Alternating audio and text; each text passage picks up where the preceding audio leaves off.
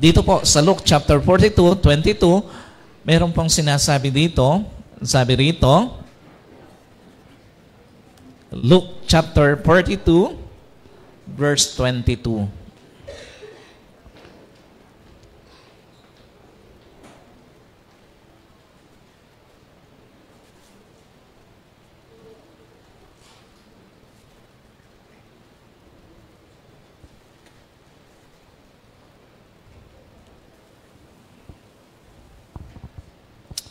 Ito po yung pagkakataon ng ating Panginoon ay nananalangin dito po sa Garden of Gethsemane, at kung saan ang kanyang panalangin, sabi niya sa Panginoong Ama, sa Diyos Ama, sabi niya, kung maaari po ay lagpasan ko ang pagdurusang ito.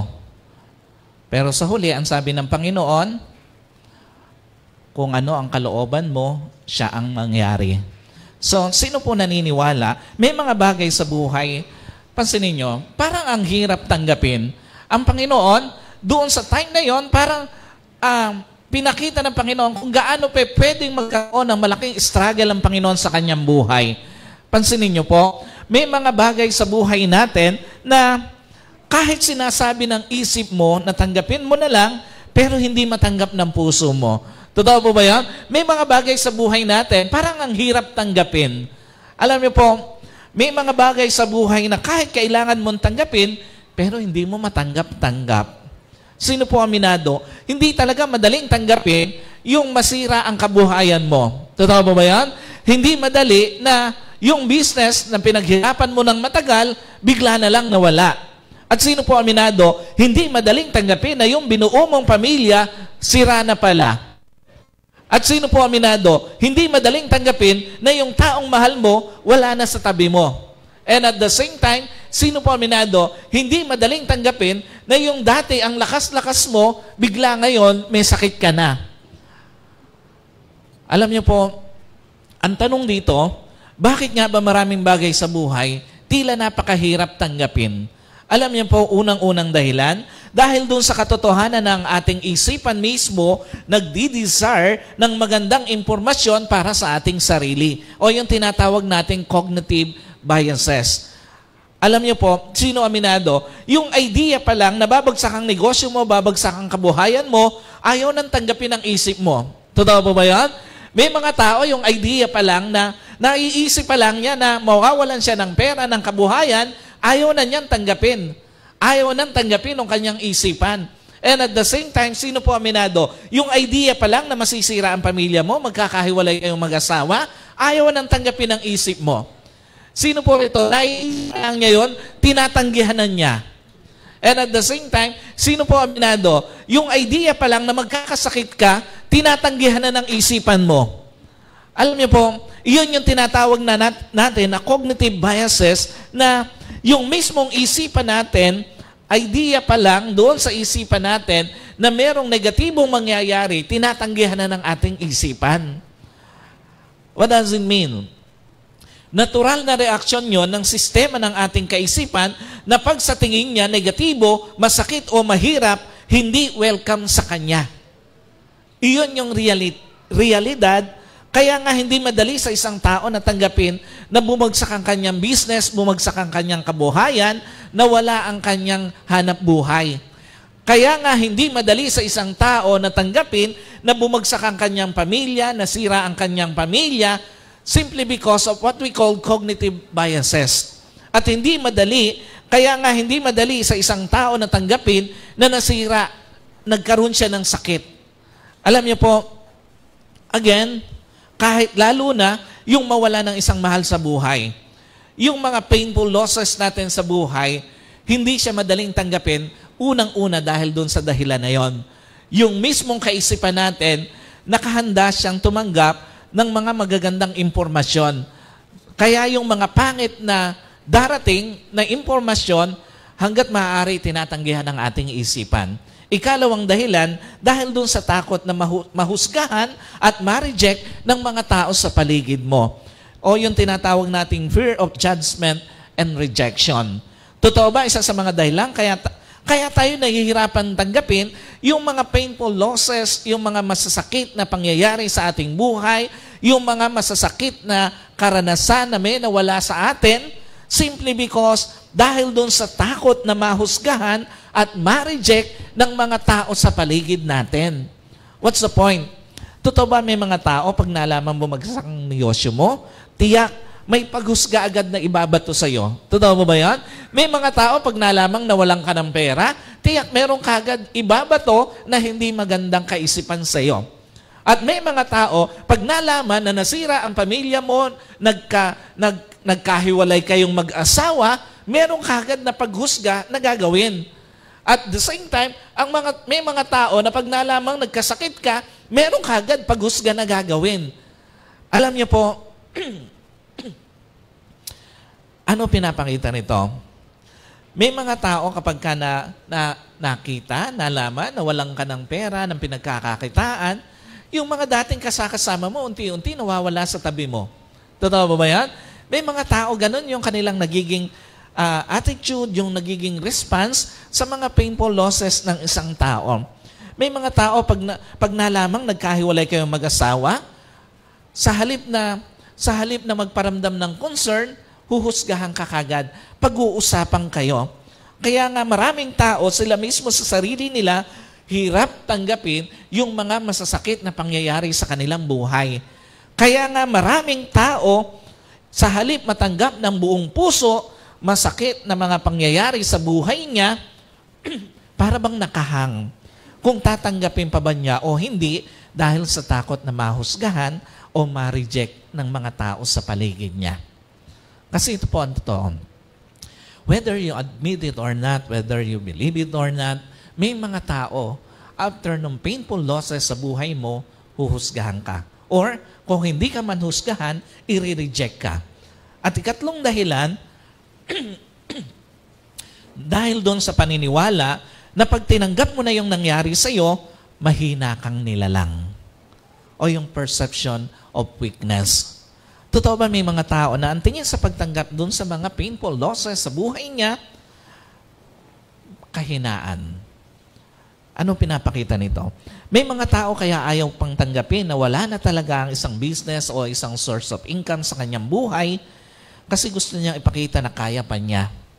Malakas pa siya, kaya pa niyang itawid yung business na yon kahit mismo ang Diyos ayaw na doon o meron ng ibang gusto na ipinatatanaw sa kanya. May mga tao kaya ayaw tanggapin na wala na talaga yung marriage niya, yung relasyon niya, kasi gusto niyang ipakita na kaya pa niya, na hindi siya apektado ng pangyayari. At may mga tao kaya ayaw tanggapin na may sakit na siya, kasi gusto niyang ipakita na hindi siya mahina. Ang problema, the more na pilit nating tinatanggihan ang totoong sitwasyon natin, the more na nabibigo tayong tumanggap ng affections at pagmamahal mula sa iba. Tandaan niyo po, acceptance is not a sign of weakness. Instead, it is a sign of strength. Tandaan niyo po, acceptance is not a sign of burden. Instead, it is a sign of great relief and freedom. At higit sa lahat, tandaan niyo po, denial is more an act of weakness than an act of strength. Kaya nga ganun ka-importante na kahit gaano pa kasakit pangyayari o sitwasyon na pinagdaraanan mo o dinaanan mo sa buhay mo, tandaan nyo po, matuto kang tanggapin ito. Now, ang tanong, ano-ano nga ba ang katotohanan na nakapaloob? Kapag ka nabibigo tayong tanggapin yung mga painful losses sa buhay natin, ano-ano ba yung mga katotohanan na kapaloob doon sa mga masasakit na pangyayari sa ating buhay? Alam niyo po, unang-una, truths about failure to accept what you can change in your journey. By the way, sino po naniniwala? May mga bagay talaga sa buhay natin, hindi na natin mababago. Totoo ba yan? Yung pag nangyari na, kahit anong pilit mong baguhin, hindi na magbabago eh. Hindi na mababago talaga eh. Alam niyo po, unang-una, failure to accept what you can change will keep you stuck. Totoo po ba yan? Hanggat hindi mo natututong tanggapin na may mga bagay talaga sa journey na hindi mo na talaga mababago pa, mananatili kang naka-stuck doon. Doon sa painful losses mo na yon. Either it is yung business losses, either it is a relationship of marriage losses, either yung losses doon sa iyong kalakasan, o maging yung pagkawala ng isang mahal sa buhay. Hanggat hindi mo siya natatanggap, mananatili kang naka-stuck doon sa masakit na pangyayari na yon ng buhay mo. Alam niyo po, hanggat hindi mo natututunang tanggapin yung mga bagay na hindi mo na mababago, lalo na yung mga masasakit na pangyayari sa buhay mo, mananatili kang nakakulong doon. Anong ibig sabihin nito?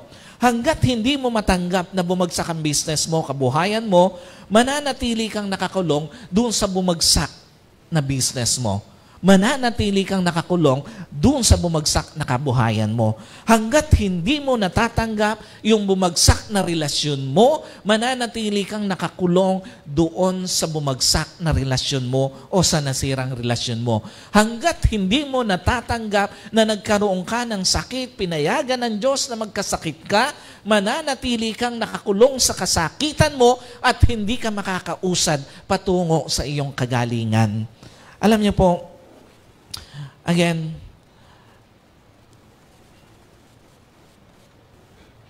ano yung gustong ipakita rito sa atin ng Panginoon? Una, in the midst of uncontrollable changes, focus on what you still have. Sa gitna ng mga bagay na hindi natin talaga control sa ating buhay na mga pangyayari, mas mabuting mag-focus ka dun sa natira sa'yo. Totoo ba? Isa doon sa masakit na reality ng buhay, may mga pababago talaga sa buhay na hindi natin kontrol eh. May mga bagay na nangyayari talaga sa buhay natin, hindi talaga natin mapigilan. At nangyayari. Alam niyo po, isa sa mga masakit na reality sa business, may mga pagbabago talaga sa business mo, hindi mo kontrolado sa kabuhayan mo. May isa sa mga masakit na reality sa buhay, may mga pagbabago talaga sa marriage mo, sa family mo, sa relasyon mo na hindi mo control. At may mga pagbabago sa buhay natin, sa ating kalakasan, sa ating health, na hindi mo talaga control eh. So anong itinuturo nitong masakit na reality sa buhay nito? Sa halip na mag-focus ka sa nawala sa business mo, mag-focus ka sa natira sa'yo. Sino po naniniwala? Pwede mo naman gawin yun eh. Sa halip na mag-focus ka doon sa nawala sa business mo, mag-focus ka doon sa natira sa'yo. Mag-focus ka doon sa skills na nasa sa'yo pa, mag-focus ka doon sa opportunity na nasa sa'yo pa, mag-focus ka doon sa bagong binubuksan ng Diyos para sa'yo. Sino po naniniwala? Although may nawala sa'yo sa business mo, sa kabuhayan mo, still ang Diyos may bago pang dadalhin para sa'yo. And at the same time, tandaan nyo po, buhay ka pa, malakas ka pa, may husay ka pa, pera lang ang nawala sa'yo, pero yung galing mo, yung husay mo, yung season mo, nasa sa'yo pa yon. Sino po naniniwala? Pwedeng mangyari yon. Mula doon sa pagbagsak, makakabangon ka. Mula doon sa pagkawala ng maraming pera sa'yo, papalitan ng Diyos ng mas marami pa sa nawala sa'yo. Kaya nga dapat ang focus mo, hindi yung nawala sa'yo, kung hindi dapat ang focus mo, yung paparating sa'yo. At the same time, pagdating sa relasyon, sa halip mag-focus sa nawala sa'yo, mag-focus ka na lang sa natira sa'yo. Totoo po ba yan? Pwede naman kahit na may nawala sa'yo, kahit mahal na mahal mo pa, pwede ka mag-focus doon sa natira sa'yo. Mag-focus ka sa natira mong ganda. Sino naniniwala? Pwede ka namang mag-focus doon sa natira mong ganda. Mag-focus ka kung ikaw ay may anak, mag-focus ka doon sa anak mo. Mag-focus ka doon sa karir mo. Mag-focus ka doon sa pangarap mo. Tandaan mo, siya lang ang nawala sa buhay mo. Pero yung karir mo, yung ganda mo, yung mga anak mo, yung magulang mo, nandiyan pa. Kaya nga dapat hindi humihinto ang isang bagay sa buhay mo pagka merong nawala sa'yo. Kahit pa yung mahal na mahal mo. Kasi siya lang ang nawala, pero marami pang natira sa'yo. At sa usapin ng kalusugan, sa halip mag-focus ka sa pagkakasakit mo, mag-focus ka sa paggaling mo. Ikalawa, in the midst of uncontrollable changes, focus on what you can change. Hindi lang doon sa natira sa'yo, maging doon sa mga pwede mo ring baguhin pa. Sino po naniniwala? Doon sa mga uncontrollable changes sa buhay mo, still, laging may iniiwan si Lord na kaya mo pang baguhin. What's the point? Sa hindi mo kayang baguhin sa bumagsak mong business, hayaan mo na yon. Focus ka na lang doon sa pwede mong baguhin. Sa hindi mo kayang baguhin, sa nasira mong relasyon, hayaan mo na yon. Focus ka na lang sa pwede mong baguhin. At sa hindi mo kayang baguhin, sa nawalang mahal sa buhay, hayaan mo na yon. Tutal lang sa Panginoon na. At doon sa pagkakasakit mo, hayaan mo na yon. Mag-focus ka na lang doon sa paggaling mo. Kasi nga, pag hindi ganito ang naging attitude mo, mapupuno ka lang ng sadness o pagdadalamhati. Ang problema, ang sadness hindi lang isang stage, kundi it get serious. Una, may iba't ibang stages po ang sadness. Una, yung denial. Ito yung point na ang pakiramdam mo, hindi ito dapat nangyari sa akin. Ikalawa, yung anger. Ito yung point na ang tanong mo, bakit ako? At yung ikatlong stage, depression. Ito yung point na ang palagay mo, wala nang pag-asa. So nasa saan ka doon sa stage na yon kapag ka pinanatili mo yung kalungkutan sa buhay mo sa gitna ng mga pagkakaroon ng mga uncontrollable changes, painful losses sa journey mo. So pag hindi mo natutunang mag-focus doon sa mababago mo pa, malaki ang opportunity na after ng masakit na pangyayari sa journey mo, may stuck ka doon. Ikalawa, failure to accept what you can change will deprive yourself to go to your healing process. Sino po naniniwala? Pag nabigo kang tanggapin yung mga masasakit na pagkawala sa journey mo, mabibigo ka ding gumaling dito. Sino po naniniwala? Pag nabigo kang tanggapin na bumagsak na yung business mo, yung kabuhayan mo, mabibigo ka rin gumaling sa pagbagsak ng business mo. At the same time, maging sa relasyon mo, maging doon sa pagkakasakit mo, pag nabigo kang tanggapin na nangyari na yung mga bagay na yon, mananatili ka lang na nakakulong doon, and at the same time, hindi ka makakarating, makakapag-umpisa doon sa healing process na dapat magsimula sa buhay mo. Napansin nyo, daming mga tao, after ng pagbagsak ng kanilang kabuhayan, ng kanilang business, huminto ang ikot ng buhay sa kanila.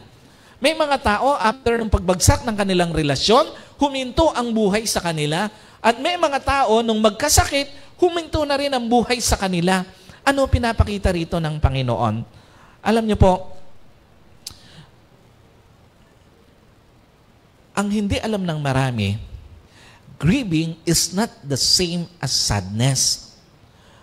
Alam niyo po, bagamat somehow, kailangan mo talagang hayaan na mag-grieve because of some losses in your journey, pero tandaan niyo po, magkaiba yung grieving at yung sadness. Grieving is not the same as sadness, for sadness is an emotion, while grieving is a healing process. What does it mean? Una, when you deprive yourself to grieve, you will pretend to be fine, but carries a lot of sadness, fear, anger, and guilt. Totoo ba? Pwede naman talaga na despite na maraming losses sa journey mo, ipakita mo na okay ka lang. Totoo ba? May mga ganong tao, despite na parang ang dami ng mga painful losses sa buhay niya, pero naipapakita niya na parang okay naman siya. May mga tao, despite na bumagsak yung kanilang business, pansinin nyo, parang ang naipapakita niya, okay pa rin siya eh. May mga tao, after nung kanilang hiwalayang mag-asawa, ang naipapakita niya, parang okay pa rin siya. At nung magkasakit, parang okay pa rin siya. Alam niyo po, ang problema, kahit anong pilit mo na ipakita na okay ka lang, kahit hindi, i-reveal ng iba't ibang attitude ang totoong kondisyon mo. Pagkapilit mo talagang tinatago yung totoong kondisyon ng buhay mo, ayaw mong tanggapin yung reality, ang pinakikita mo okay lang, kahit hindi naman, ayaw mong mag-grieve, ayaw mong dumaan doon sa healing process. Alam niyo po, i-reveal nito yung iba't ibang attitude o yung totoong kondisyon ng attitude mo. Ang dali mong kakitaan ng fear, ang dali mong kakitaan ng anger, ang dali mong kakitaan ng guilt. Anything can trigger your temper. Kahit maliit na bagay, simpleng bagay, matitrigger ang temper mo. Ang malungkot lang, you will stop at your pain. Alam niyo po, hindi masamang mag-grieve. Kasi nga, yun yung healing process na dapat daanan mo. Ikalawa, when you deprive yourself to grieve, you will never flourish in a new chapter to your journey. Sino po naniniwala, pag dinideprive mo sarili mo to go into healing process, malabo kang magtagumpay uli sa bagong chapter ng buhay mo. Malabo ang bagong tagumpay sa business mo pag hindi mo na-resolve yung painful issue o yung losses sa business mo.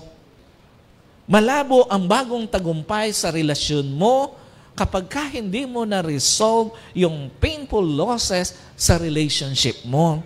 At malabo ang bagong tagumpay sa health mo pag hindi mo na-resolve yung health losses o painful losses sa health mo. At para makapunta ka sa bagong tagumpay sa journey mo while grieving, tanggapin mo yung dalawang importanteng bagay. Una, people feel the pain on their own time. Tandaan nyo po, hindi mo pwedeng hanapin o ipilit sa sarili mo yung period na nakakop up ang ibang tao sa painful losses nila, for people feel the pain of their own time. May kanya-kanyang panahon ng Panginoon para sa isang tao, kailan ba siya makakalagpas doon. Kaya nga hindi mo dapat ikukumpara yung sarili mo. Bakit siya ang bilis niyang nakakop up? Tandaan nyo po, kanya-kanyang panahon tayo ng paggaling. Huwag mo rin pipilitin yung ibang tao. Huwag mo sasabihin na, tingnan mo ko, bakit ako nakarecover kagad? Huwag nating kakalimutan na may kanya-kanyang panahon ang Diyos, may kanya-kanyang panahon ang isang tao para sa paggaling niya. At the same time, people grieve differently. Hindi mo pwedeng hanapin o ipilit sa sarili mo yung paraan ng pagdadalamhati, at the same time, healing process ng ibang tao sa painful losses nila. For people, grieve differently.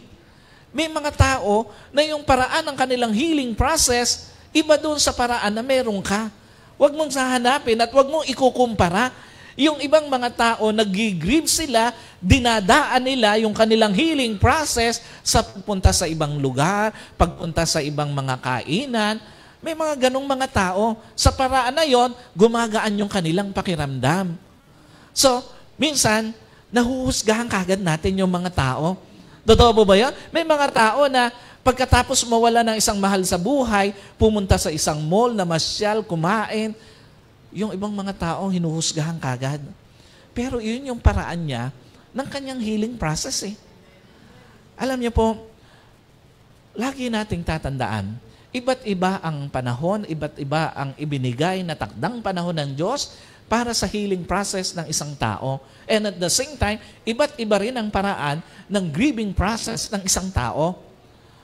Kanya-kanya tayo ng paraan para makakop up doon sa isang masakit na pinagdaanan natin sa ating buhay.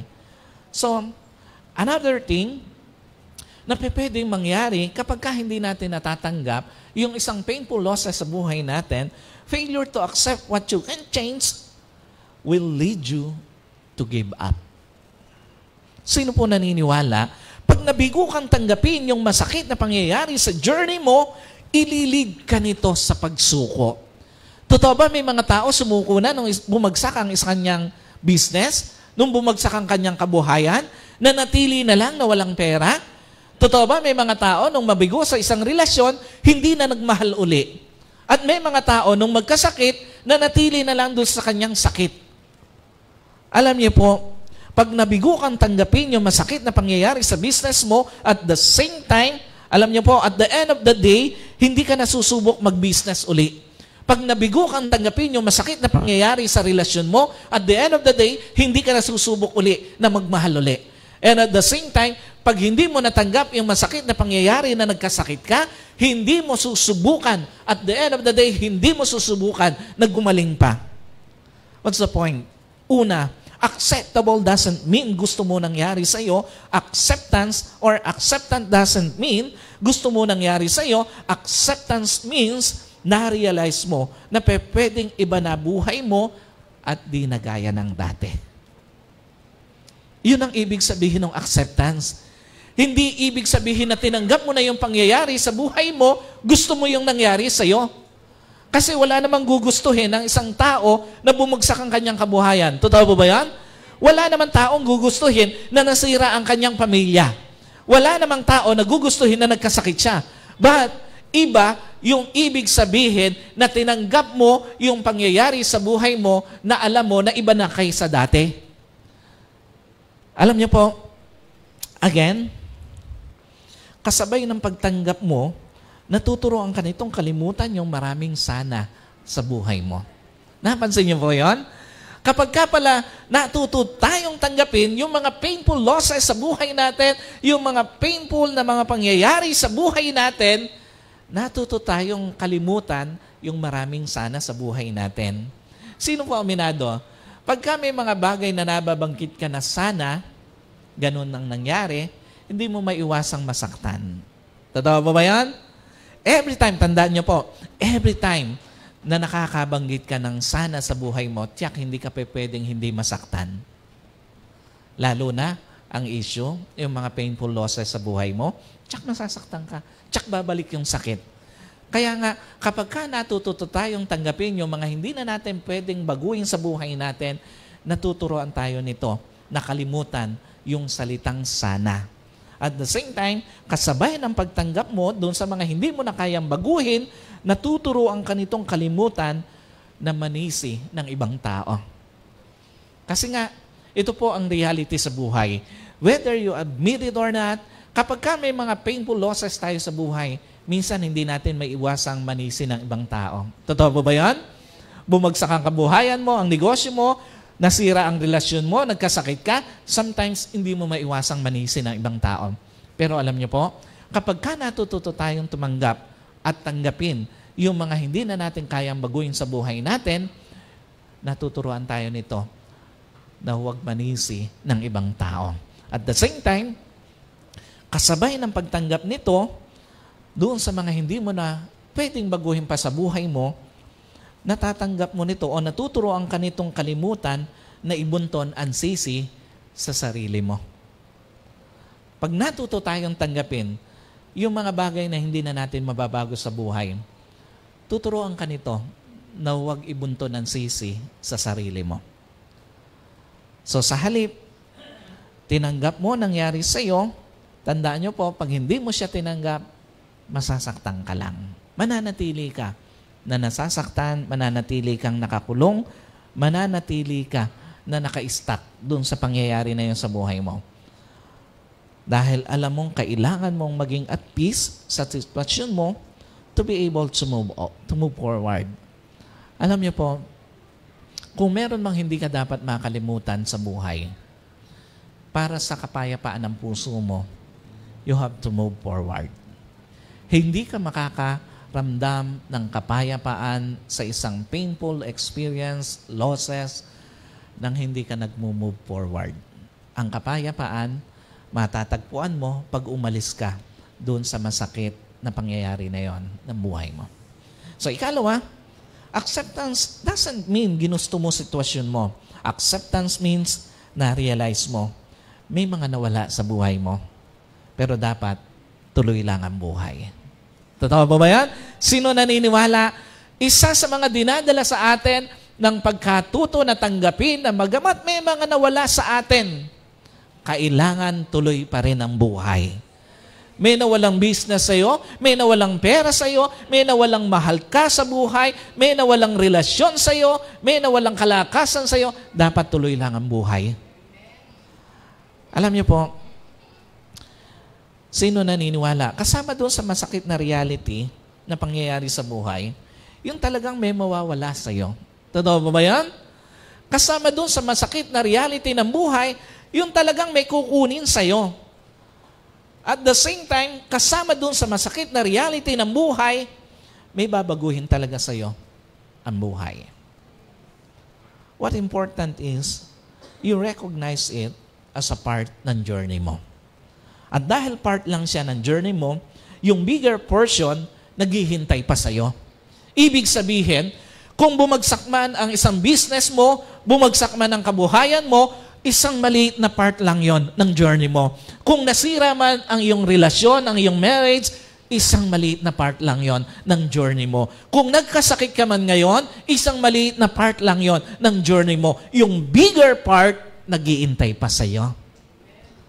Alam niyo po, again, dahil part lang siya ng journey mo, yung painful losses na yan, tandaan niyo po, yung bigger portion ay pwedeng redemption ng higit sa mga nawala sa iyo. At dahil part lang siya ng journey mo, yung bigger portion ay pwedeng kwento ng mas malaking tagumpay sa journey mo. Ang kailangan mo lang, magsimula sa healing process mo. Now, ang tanong, how to start healing process through acceptance? Alam niyo po, unang-una, have a mindset of beating your situation while helping others to beat their situation. Alam niyo po, ang Panginoon, pansinin niyo, yung ginawa niya, bakit tinanggap niya yon? Yung masakit na nag-iintay sa kanya? Kasi alam niya after nun, marami ang makikinabang dun sa gagawin niya. Bagamat masakit yung pagdadaanan niya. Alam niyo po, even yung masasakit na pangyayari sa buhay mo, part ng malaking plano ng Diyos. Hindi lang sa buhay mo, maging sa buhay ng ibang tao. Sino po naniniwala? Yung masakit na karanasan mo, hindi lang yung part ng buhay mo, kundi part yan ng malaking plano ng Diyos maging sa buhay ng ibang tao. Even yung masasakit na pangyayari sa buhay mo, part ng magandang purpose ng Diyos, hindi lang sa buhay mo, maging sa part ng buhay ng ibang tao. Ang problema, hindi mo siya makikita hanggat hindi mo natututunang patawarin ang sarili mo, patawarin ang ibang tao, bakit dumanas ka ng painful losses sa buhay mo. What does it mean? Una, unforgiving is like drinking poison and expecting for the other people to die. Alam niyo po, yung kawalan ng pagpapatawad, parang pag-inom to ng lason at pag-aasam na yung nanakit sa'yo, madadamay mo. Without knowing na habang pinagkakait mo pagpapatawad sa nanakit sa'yo, sarili mo lang ang pinagkakaitan mo ng katahimikan. Totoo ba yan? Hanggat hindi ka naman talaga nagpapatawad, sarili mo lang yung pinagkakaitan mo ng katahimikan. Alam niyo po, habang pinagkakait mo ang pagpapatawad sa nanakit sa'yo, sarili mo lang ang pinagkakaitan mo ng kagalingan. And at the same time, habang pinagkakaitan mo ng pagpapatawad yung nanakit sa'yo, sarili mo lang ang pinagkakaitan mo ng kalayaan. Meron pong isang istorya. Sino nakakakilala kay Nelson Mandela? Isa sa mga recipient ng Nobel Peace Prize. Alam niyo po, isa siyang South African activist na nagsimulang makipaglaban for racist sa equality during 1950s. Kasi po during that time, parang ang baba ng tingin doon sa mga negro o doon sa mga itim kaysa doon sa mga ibang kulay. So pinaglalaban niya talaga yung equality. Alam niyo po, in 1962, he was thrown in jail on Robben Islands kasi nga yung kanyang organization ay inilagay na illegal na organization. Kaya siya ay kinulong during 1962. And then, Mandela did 17 years of hard labor in lime quarry. So, nilagay siya doon sa napakahirap na pagkakwari doon sa ng apog. So yun yung kanyang binuno for 17 years. So after 22 years in prison, ang sabi sa kanya ng gobyerno nila, Mr. Mandela, if you stop complaining for racial equality, you can go free. Sabi sa kanya, kung hihinto ka doon sa pagrereklamo about doon sa equality ng kulay, makakalaya ka na. Pero alam niyo po ang sagot niya? No, thank you. He stayed in jail for another 5 years. Nadagdagan pa ng 5 taon yung kanyang pagkakakulong until his organization, the National African Congress, was made legal and he was released. So, after 27 years, na-release siya. In 1993, he was awarded the Nobel Peace Prize. And in 1994, he became president of South Africa. So, and people wonder, iniisip ng mga tao, ano kaya yung gagawin niyang paghihiganti doon sa mga nagpahirap sa kanya for 27 years sa loob ng kulungan? Alam niyo po, he chose to forgive. During his inauguration, doon sa kanyang panunumpa bilang Pangulo ng South Africa, he invited his jailer, Paul Gregory. In-invite niya yung nagpakulong sa kanya na si Paul Gregory. Ang sabi niya, I knew if I didn't leave my bitterness and hatred behind, I would still be in prison. Sabi niya, pag hindi ko iniwan yung bitterness, yung galit, mananatili lang akong nakakulong. Tandaan niyo po, things that truly transform you are never the things that you really choose. Yung mga bagay na talaga namang bumabago sa atin, madalas, mga bagay na hindi natin ginusto sa buhay. Pansinin niyo? Binago ka naman nung, sino po aminado? Binago dito nung masakit na karanasan niya. Mas naging matatag. Mas naging mapera after nung pagbagsak ng kabuhayan. Alam niyo po, yun yung reality ng buhay. Bagamat may mga masasakit na pangyayari, minsan, yung mga hindi mo pinili na pangyayari sa buhay mo, yun yung talagang bumago sa'yo. So another thing, for us to be able to go into our healing process through acceptance, learn to accept the reality of your imperfections as well as your journey. Totoo po ba? Wala naman perfectong buhay. Totoo ba yan? Walang perfectong business, walang perfectong relasyon, walang perfectong kalusugan. Lahat pwedeng makaranas ng problema. Alam niyo po, pansinin niyo, yung tipong kahit anong galing mo sa buhay at meron ka pa rin magiging sablay sa buhay. Sino po rito aminado, sumablay na sa buhay?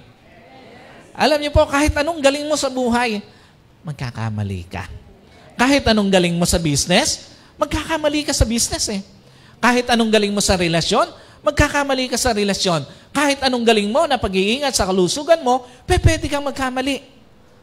Alam niyo po, ang malungkot lang, may mga tao after ng isang painful losses o pagkawala, isang masakit na pagkawala na karanasan sa buhay, sobrang napopokus sa mga naging pagkakamali niya.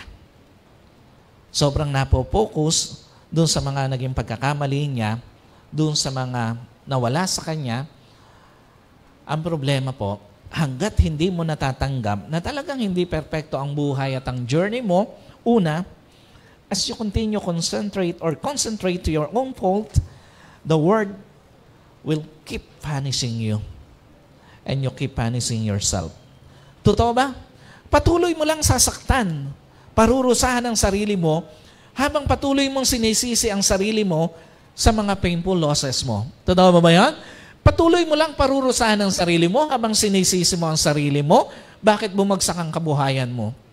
At patuloy mo lang parurusahan ang sarili mo, bakit nasira ang pamilya mo. Alam niyo po, ano pinapakita nito? In the midst of painful losses, learn to love your broken pieces. Matutong mahalin ang sarili Hindi lang sa tagumpay. Mahalin mo rin ang sarili mo maging sa mga kabiguan mo. Matutong mahalin ang sarili, hindi lang sa kalakasan, maging sa kahinaan mo, matutong mahalin pa rin ang sarili. At matutong mahalin ang sarili, hindi lang sa kasaganaan, maging sa kasalatan, mahalin mo pa rin ang sarili mo. At higit sa lahat, learn to see the beauty in every imperfection. Matuto tayong tingnan yung mga magagandang bagay sa likod ng mga hindi magandang pangyayari. Alam niyo po, sino nakakaalam doon sa Kitsugi, the art of Kitsugi? Alam niyo po, around 1400 AD, the Japanese shogun, pagka sinabi pong shogun, ito po yung supreme military and political leader. Bagamat merong emperor, halimbawa, ang Japan, pero meron pa rin siyang namumuno doon sa political aspect ng kanilang bansa at sa military aspect. At ang tawag po doon ay shogun. So, isang araw, nabasag niya yung paborito niyang tibog, yung kanyang lalagyan ng tsaa. So, ang ginawa niya, pinadala niya to doon sa China para buuin uli. Pero nung bumalik ito, nadismaya siya doon sa nakita niya na ito ay binuo sa pamamagitan ng mga staple. Kaya ang ginawa niya, kinausap niya yung mga artisans sa kanila at sabi niya, gawin yon. So ang ginawa ng mga artisans sa kanilang bansa, alam niyo po, pinagkabit-kabit uli ito sa pamamagitan ng tinatawag na tree resin, yung pong dagta ng puno. At the same time, nung tinatawag na gold leaf o yung ginto na mga maliliit na piraso ng ginto, yun yung kanilang ginawa. So after nun, lumabas yung art of Kitsugi. Ano pinapakita nito? Sa likod pala ng masasakit na pagkawasak, pagkawala, lagi nating tingnan ang natatagong ganda sa likod nito. May nawalang business sa'yo? Hindi lang siya basta nawala. May natatagong ganda na dahilan ng Diyos, bakit pinayagan niya na mawala. Nasira ang pamilya mo, hindi lang basta nasira yon, may natatago pa rin siyang ganda, bakit pinayagan ng Diyos. Nagkasakit ka, hindi lang nagkasakit ka, kundi merong natatagong ganda na dahilan ng Diyos, bakit pinayagan na magkasakit ka. And finally, learn to accept the reality that to have a beautiful journey, you don't need a lot of things. Just embrace the moment you have, enjoy the presence of loved ones, and believe your journey will soon turn out well. Sino po naniniwala? Aayos din ang lahat after ng isang masakit na pagkawala sa buhay mo. Totoo ba yan? Sino rito naranasan? After mawala ng business, umayos din ang kabuhayan niya.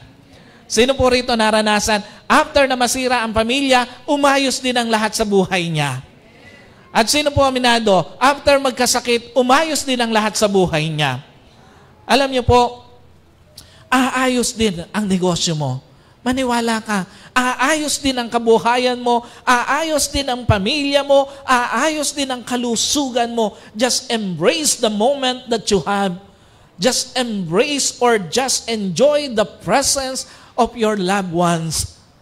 And just believe, soon, everything will be okay. So church, this is the message of the Lord for you this morning. Totoo na may mga bagay sa buhay na mahirap tanggapin na nawala na sa'yo. Pero kailangan mong tanggapin dahil pag hindi, it will keep you stuck. It will deprive yourself to go to your healing process and it will lead you to give up. Maniwala ka, mapagtatagumpayan mo yan. Maniwala ka, hindi lang ikaw ang may pinagdaraanan. At maniwala ka, sa lalong madaling panahon, aayos din ang lahat sa journey mo, sa negosyo mo, sa pamilya mo, at sa kalusugan mo. Sino po naniniwala may nakalaan ng Diyos na restoration sa journey mo? Higit doon sa mga nawala sa'yo, kayang i-restore ng Diyos. Alam niyo po, what you need to do is to accept what you can change. Yung mga nangyari na yon. Tanggapin at magpatuloy ang buhay.